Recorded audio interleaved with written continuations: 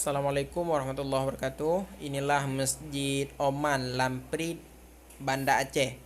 Yang malam ini kita dari Ahlus Sunnah wal Jamaah ingin menghalau ataupun menghalang pengajian Wahabi di Aceh. Kenapa kita menghalang?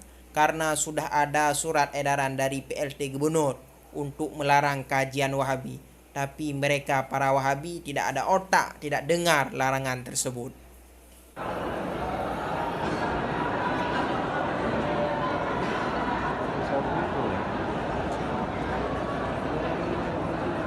Kami mohon jamaah duduk dengan tenang, tidak berzikir, yang mau beribadah silakan untuk duduk dengan tenang. Kami mohon kepada jamaah untuk duduk dan tertib di rumah Allah, yang ingin mengaji di masjid kami silakan. Saya mohon jamaah yang memang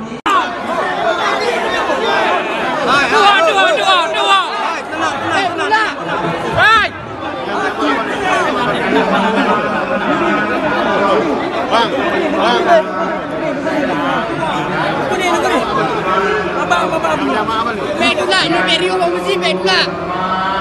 Baik pula, kamu kena pula. Kamu nak maju, Nabi ya.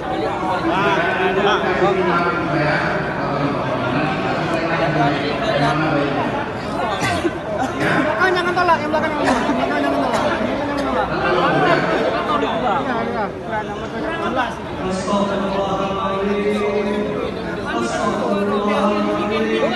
Farhan tu yang mentang tirah kamera.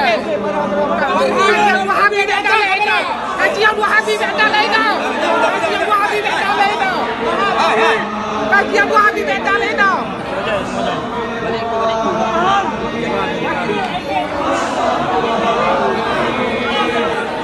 Astagfirullah.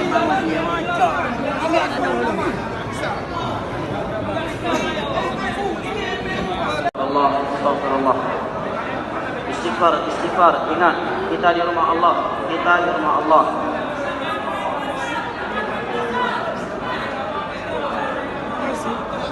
Istighfar jamaah, duduk semuanya, ingat kita di rumah Allah. Kaum muslimin, kita umat Islam, ingat kita umat Islam, kita bersaudara. Kita umat Islam, kita bersaudara. Istighfar, duduk semuanya. Ingat kita umat Islam, Ingat kita umat Islam, kita bersaudara. Istighfar, astagfirullah.